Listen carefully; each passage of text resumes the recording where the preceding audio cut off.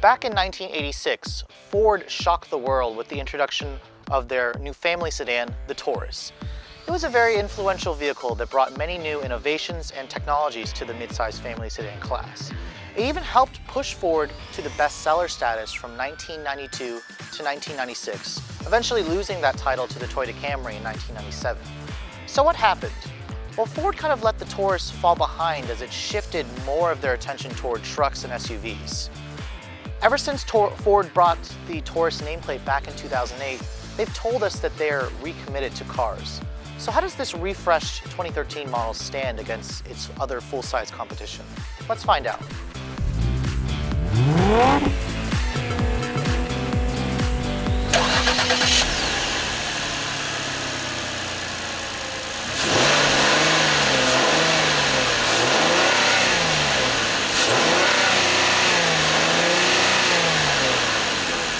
So for those of you who've had a Taurus in the past and haven't actually had a chance to see the new one, you might notice one thing about this current generation Taurus. It's massive. The old Taurus was a mid-size car. Ever since Ford brought it back in 2008, they switched it over to the 500 platform, which is a full-size car. Overall length of this vehicle is about the same as a BMW 7 Series at about 202 inches long. It's got about a 112-inch wheelbase as well. This is just a very big vehicle, and it's got the trunk to show that it's a full-size car. Now, Ford actually has updated the styling for 2013. This generation, the 6th generation, came out in 2010. And it's actually a pretty successful update in my eyes. You can see it's got these new dual chrome outlets. Every Taurus model has that. This particular one is a limited. There's 4 trims available. There's the base SE, the mid-level SEL, the limited, and then there's the show, the SHO, which is kind of the high performance version. This particular color is ingot silver, metallic, a very popular Ford color. And you can distinguish a limited model from these specific 19-inch wheels. Not really my favorite in terms of the design. It also has the chrome mirror caps. One thing about you to notice about the Taurus is this vehicle does not have HID headlights or fog lights. Right there at the bottom there's these little LED accent lights. Fog lights are not available on the Taurus. Now, coming to the window sticker of this vehicle, full-size sedans are not cheap. This one's priced at $39,680. However, it is pretty much a fully loaded limited model. It's got the 302A upgrade package, which basically includes goodies such as heated and cooled seats, blind spot information, a backup camera, Sony audio system. This one also happens to have the massage seats, a moonroof, and navigation. The only thing it's really missing is all-wheel drive. You can see MPGs at 19 city and 29 highway. Shave 1 off if you go with the all-wheel drive models. Now, because the Taurus is Ford's flagship sedan, this particular model does have their smart key access. So you can see here's the very large key fob. Just keep it on your pocket or in your purse, whatever. To lock the doors, just touch this part here, and it locks the doors for you. To unlock it, just come here and touch it, and it unlocks the driver door for you. Now, looking at the interior of the Taurus, it's got a pretty big interior, as you can see. This particular one has the charcoal black interior with the wood grain accents because it's a limited. Now, stepping inside, you do actually have to duck your head a little bit from that low roof line, unfortunately. But you can see it's got push button start, so just put your foot on the brake and push the button to start the engine. You can see the instrument panel and the center stack here has just been redesigned for 2013. The previous model actually didn't have the My Ford Touch, and it had a traditional tachometer and speedometer. The Taurus's design, this interior design, was pretty much introduced in 2010. It's their twin cowl design. You can see here it's got 2 parts here that kind of come out. The interior quality in here, at least, is very nice. You have soft touch materials on the dashboard, soft touch up here. Everything in here is pretty much soft touch. It's even soft touch down here, which is good because this has a really wide center tunnel here, and your knees will kind of hit this especially if you're a bigger person. Coming to the door panels, it's the same soft touch materials with this, I think it's fake, it's probably fake wood grain accents, and then leather stitched right here. The driver window and the passenger window are automatic up down. They should really make the back windows auto. I'm not sure why Ford is not consistent with that. Some of their, like the Focus, for example, has that. You can see this one's got the new My Ford Touch interface. It does have a backup camera that's standard on the Limited when you put it in reverse. It's got distance markers and trajectory as well, so a nice, good backup camera. Now, this 8-inch screen, which is of course My Ford Touch, it's the new system. It works pretty well. You can see it's got the touch sensitive buttons here. Not my favorite, but it does respond decently quick. I'm just not entirely sure how it would actually work in the long run, but it's a cleaner design, and I do like the piano black with the big Sony logo. A 6-speed automatic is the standard transmission on every Taurus. Some of them have the manual mode, some of them don't. The Show will give you the paddle shifters. This is a limited, it does not have the paddle shifters.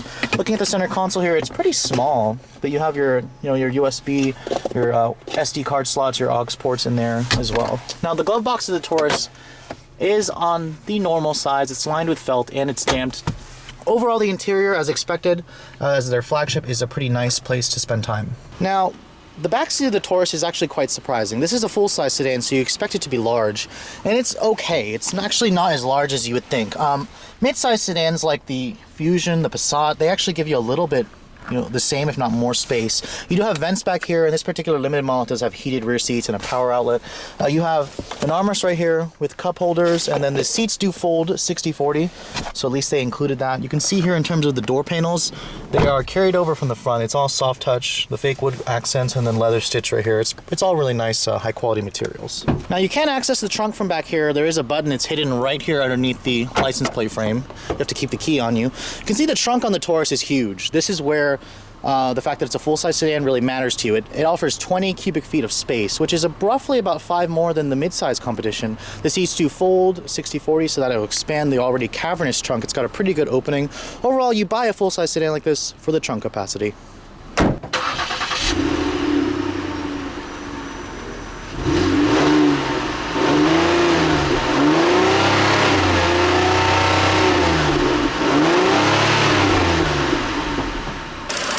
Now, looking under the hood, you have an engine that's very befitting of a full-size sedan like this that weighs over 4,000 pounds. This is Ford's corporate 3.5-liter V6 engine. It's updated for 2013. Now it makes 288 horsepower, 254 pound-feet of torque. Believe it or not, the upgrade engine is Ford's 2-liter turbocharged EcoBoost 4-cylinder, which makes 240 horsepower, but more torque, 270. And then the upgrade engine from there is the SHO, which has the 3.5 twin turbo. Paired with the 6-speed automatic with front-wheel drive, all-wheel drive is available on this vehicle. Let's take a look at how the combination drives. Now, like I've said before, full-size sedans are essentially starting to shrink in terms of their dominance in the marketplace. But if you're one of the few people who actually do need one, let's take a look at how the 13 Taurus drives. See, the V6 actually makes a pretty nice sound at startup, and it's very quiet and smooth. That's really important with full-size sedan buyers. Now, the Taurus, like I said before, is a big vehicle, and it feels relatively big behind the wheel. It's a very wide vehicle. It's a very long vehicle. It's got a really long hood also. You kind of just have to, get used to the fact that you're piloting around a big boat. Now, don't get me wrong, Ford's done a good job with masking the weight of this car. However, it's not sporty. I mean, you don't really buy a full-size sedan like this to be sporty. The sportiest in the class is the Charger, for God's sakes. The Avalon, the Azera, they're all really slow, really boat-like vehicles.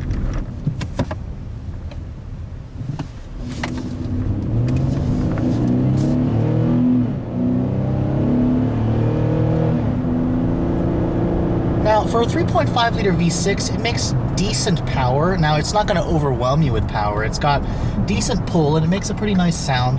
What will impress you is the quietness of this car. It's a very, comfortable riding vehicle. The seats aren't really that comfortable for me. They're kind of flat. They offer not much support, but just the engine, the road noise, the wind noise, it's all very silent in this Taurus. Now, when you are driving the car just normally, the transmission could shift smoother. It's a little bit rough, especially when it upshifts a gear. Of course, this is Ford's 6-speed automatic. It's got a sport mode here. It's got this little rocker toggle switch here for a manual mode. It's kind of not very great to use. I would prefer an actual gate over here or the paddle shifters that are on the Show model, but I mean, this is a family full-size sedan. You're not going to really be playing around with the manual mode all that much. Now, what full-size sedans are good at are kind of, giving you an impression that you're driving a luxury car. Even though this is not a luxury car, do not cross-shop it with, luxury sedans like a Lexus or an Acura or an Infiniti or BMW. It does have tech features that, could, rival those. I mean, this particular Limited's got the blind spot information. It's got an orange light that lights up whenever someone's in your blind spot. If I try to signal, it actually doesn't blink like Acura's system. But it's available with adaptive cruise control, forward collision warning, the active park assist. Some of those features, would push a luxury sedan over $50,000 to get, similar equipped like this Taurus. Now, even though at $39,000, it's a pretty steep price, let me let you in on a little secret. This car has $4,250 in rebates. That really offsets the sticker price. You're not going to pay sticker for this car. So essentially, at $39,000, you you can get a really good deal on these Tauruses if you're one of the few that actually needs a full-size sedan. Now, the visibility in the Taurus is not the best, so I'm glad that this limited model has the blind spot information, a backup camera. It's got these really thick A-pillars here, a really fat C-pillar, kind of a small window. You do have to get used to just how big this car is and, you know, the small windows. That's one of the problems that this vehicle has ever since Ford introduced it, and I'm hoping with the next generation model they'll address the, you know, small windows and the lack of roominess. This vehicle doesn't feel that roomy. It's a little bit on the cozy side in terms of the interior space. Other full-size sedans in the class give you a much more, you know, bigger feeling of space. Now, so what does this vehicle compete with? Well, I mean, it competes with the Charger, the 300, the Azera, the Avalon, the Maxima. So the Maxima and the Charger are kind of really, and the Impala, excuse me. The Maxima and the Charger are pretty much the, you know, the sportiest offerings in the full-size class. And they, you know, in terms of price, they're all right around this car. You know, starts at, you know, the high 20s up to, you know, the 40s if you really option them up with all the tech. And, you know, in terms of the value, I think this vehicle still offers good value, especially when you factor in those rebates that Ford always has on the Taurus. Now, these 19-inch wheels are huge, and this vehicle does not have the smallest turning radius.